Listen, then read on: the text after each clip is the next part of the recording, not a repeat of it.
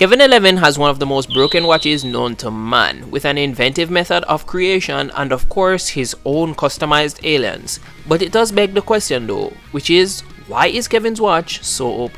Firstly, a bit of history. Kevin's watch details were actually sent to him via a dream from Vilgax, who was trapped in the null void. Kevin actually made the watch in his garage, making his own very important and detailed modifications in order to create what we know today as the antitrix. The thing about antitrix is that it has similarities to two big named watches from the Ben 10 series, which are the Ultimatrix firstly, which, you know, the main similarity is the fact that it was made by a villain with the intention of making aliens stronger upon combat, which I'm not 100% sure that was Vilgax's intention, but I know that, you know, Kevin did modify it a lot, so it's probably how we got the antitrix the way it is. And the Biomnitrix, which is a watch that fuses DNA samples. Of course, this one shoots them out fused. I guess technically the Biomnitrix does that, but it's a lot more like gene splicing or something like that. However, a very unique feature that Kevin does have is always modifying the watch and potentially creating new mutants. This process is called Kevinified or Kevinifying. Yes, this is an actual term that we got from Kevin Turnbull, a Ben 10 storyboard artist. So a thing that we really do have to consider is the fact that this watch is an amalgamation of two of the greatest Omnitrixes to come out of the Ben 10 series and being given a twist of its own in order to create something completely new.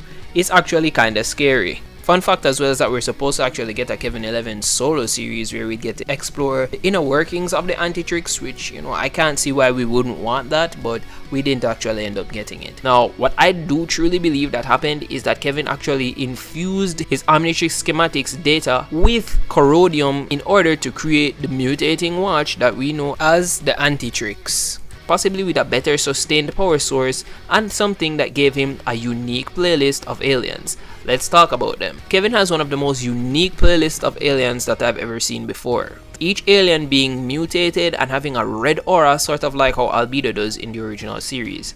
But besides the few aliens that are basically generic copies but probably just slightly mutated, things like Bootleg, Bashmouth, and even Rush, which aren't too unique, I'd definitely like to talk about the stronger variants of the Antitrix aliens, such as Hotshot. Now, Hotshot is a Pyronite alien that premiered in the episode Witch Watch. We could definitely chalk this up to him just being an alien that's just a copy-paste heat blast with a reskin, but he's actually a lot more powerful, being able to burn and char Humongosaur, who actually does have fire resistance. I mean, we did see Swampfire do a similar thing, but it's Swampfire. Hotshot definitely has something else packing. I think I do really wonder about is what the fusion, or at least the amalgamation of DNA samples that make up Hotshot are, but that would be really cool if we got details on that in the future. Another alien that does stand out is the alien Dark Matter. Now, I think we already discussed the possible combinations of what it took to create Dark Matter. Homo sapien DNA, Tetraman DNA, potential polymorph DNA, and even a dash of Pyronite DNA, all mixed together. He is probably the peak of Grey Matter society, besides Ultimate Albedo, of course. He was able to take on aliens like Four Arms, being able to hold his own in numerous other battles against Ben, and he's pretty creepy as well. I really love the design, and of course his various abilities, being able to have crystallokinesis and expelling his spinal cord fluid, which is flammable. That's absolutely insane. These two aliens feel like a huge part of what carries the playlist for Kevin 11, because it really does set him apart from Ben. If we are to look at like probably an objective measurement of saying who would win playlist versus playlist, I think he would only start losing once Ben gets augmentations to his Omnitrix, which would probably be like Ultimate Aliens, Omnikicks, Omni Enhanced modes, or when he just straight up gets Atomics. But I think he probably does stand a chance of beating Classic Ben and Alien Force Ben with the strength of this kind of a playlist. Another thing that he does have is not quite a master control, but a sort of pseudo master control ability where he's able to switch between alien modes swiftly without an issue. He does have a timeout function, so it still runs down the battery, but for where he is at the reboot, he's still 11 years old. Being able to pull off skills of mastery that only 15-year-old Ben was able to do is quite an interesting thing. It enables him to be able to tap into even more versatility in combat, with the fact that his alien roster is already such a smorgasbord of different things that it kind of makes it even more incredible that he does have the quick switch function to make him even harder to fight in battle. Now, of course, with the fact that it's actually the reboot, we don't get to see him use this to the maximum proficiency besides the episode King of the Castle, but regardless, it's still pretty good. Another factor that I do think that adds to the watch being as strong as it actually is though, besides the playlist and the quick switch function, is the user himself. Kevin 11 in this universe is severely underrated. I think he's probably the smartest version of Kevin. Regardless of the fact that he did get the Omnitrix in a dream, he was able to recreate it with scraps in a garage. I was able to build this in a cave with a box of scraps. And I'm pretty sure that no one else in the entire universe has been able to properly replicate an Omnitrix that doesn't have humongous side effects.